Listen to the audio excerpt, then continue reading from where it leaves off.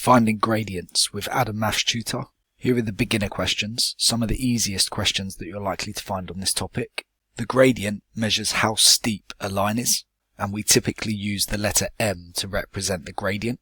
It's calculated as the change in y, which is the vertical direction, divided by the change in x, which is the horizontal direction. When the lines are drawn, we can use a version of the formula, which is rise over run, where the rise is how much it's gone up by, therefore the change in y, and the run is how far across it's gone, therefore the change in x.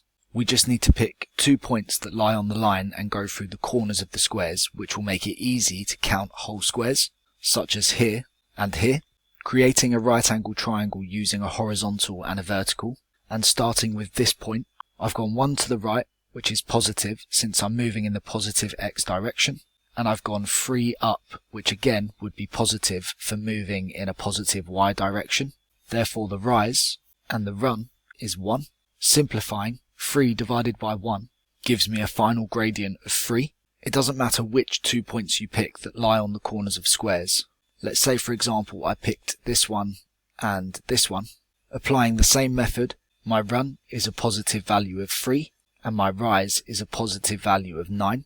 Therefore 9 over 3 would simplify to give me the same gradient of 3. On to the next question, and I'll use this point and this point.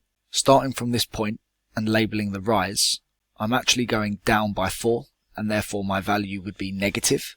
And then I'm moving to the right by 2, which is in a positive direction. My rise is negative 4 and my run is 2. Negative 4 divided by 2 is a gradient of negative 2. Notice for a positive gradient of 3, the line slopes upwards as we move from left to right, whereas for a negative gradient, such as this one here, negative 2, we can see that the line slopes downwards as we move from left to right instead. For the next question, I'll pick these 2 points, and starting from this point, I'm moving 4 to the right, which is positive, and 1 up again, which is positive. It's quite a common mistake to always assume that you're dividing the larger number by the smaller number, but in this case we can actually see that it's the rise that's 1, so this needs to go at the top of the fraction, and my run is 4. This can't be simplified any further, meaning that my gradient is 1/4. For the last question, using these 2 points and starting from this point here, I'm going 2 down, which is negative 2, and 3 to the right, which is positive. My rise is negative 2 and my run is 3. Again, this cannot be simplified further, meaning my final gradient is negative 2/3.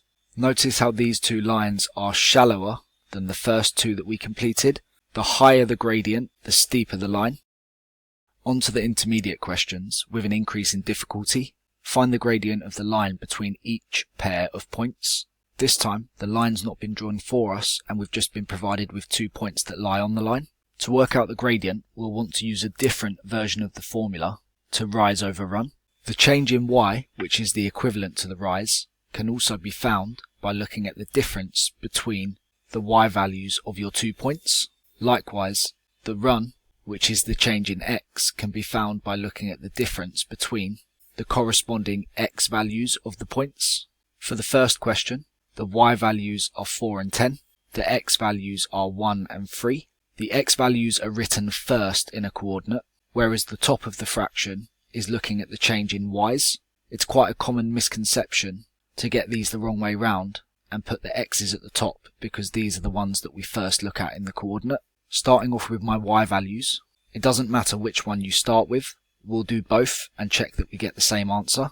Starting with 10 and subtracting the other y value of 4 will give me the difference between them. The only thing I can't do is switch halfway through, so if I start with 10, I then have to start with the corresponding x value for the run, which would be 3, minus the other x value of 1. If I started with the other point, I would have 4 minus 10 for the rise, and 1 minus 3 for the run. The first will give me 6 over 2, which is the same as 3, and the second would give me negative 6 over negative 2, which again simplifies to give me the same gradient of 3. On to the second question. It gets a little bit trickier with the introduction of negatives. My y values are negative 1 and 3, and the corresponding x values are negative 6 and negative 2. I'm going to start with the second point, but you could start with the first if you wanted to. And starting with my rise, which is my change in y values, 3, subtract, and I'm not subtracting 1, I'm doing 3, subtract, and I have negative 1. Be careful when adding and subtracting negative numbers. For the run, I will use the corresponding x value that I started with, which would be negative 2, and I'm taking away the other x value, which is negative 6. 3 subtract negative 1 is the same as 3 plus 1, which is 4, and negative 2 subtract negative 6 is the same as negative 2 plus 6, which again gives me 4, and 4 over 4 will simplify to give me a gradient of 1. For the next question, work out the gradient of the line 2y plus x equals 20. When you have the equation of a line written algebraically, the gradient is a lot easier to identify when you have the equation in the form of y equals mx plus c, where m, the coefficient of x, is the gradient, and plus c is a constant, which is the y-intercept. To begin changing this so it looks more similar to the form below, I'll need to isolate the term on the left-hand side, which involves y. I can do this by subtracting x from both sides. So if 2y plus x is equal to 20, subtracting x from both sides will give me 2y is equal to negative x plus 20. Now we're not far away. To isolate y on the left-hand side, I'll need to divide by 2.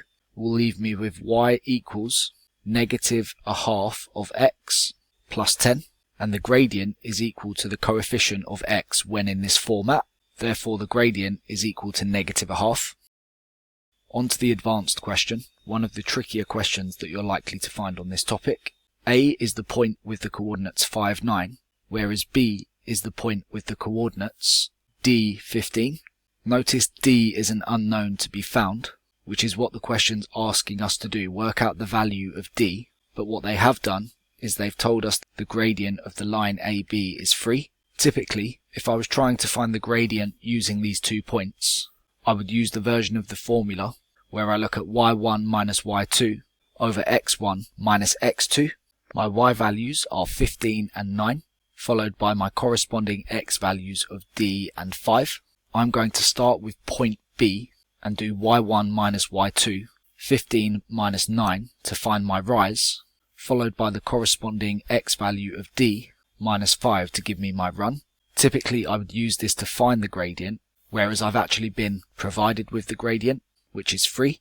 So I can equate this equal to 3, and I now have an equation that I can solve to find the value of D. To solve algebraically, when the value is written as a denominator, you can start by multiplying both sides by the denominator. So we end up with 15 minus 9, which I know is 6, and that's equal to 3 lots of the denominator, which is D minus 5. Expanding, 6 would be equal to 3D minus 15. Adding 15 to both sides, 21 is equal to 3D, and then dividing by 3 on both sides gives me my value for D, which is 7. Here's a question that I've completed earlier. It appears as though I've made some mistakes. Pause the video and see if you can spot what they are before writing some corrections in the comments below. Thanks for watching. If you found that video useful, don't forget to hit the like button and leave a comment. If you're struggling with topics or finding maths difficult, subscribe and turn on notifications to receive regular updates about new video tutorials and other useful content. You can visit and follow all of my socials by clicking the links in the description below.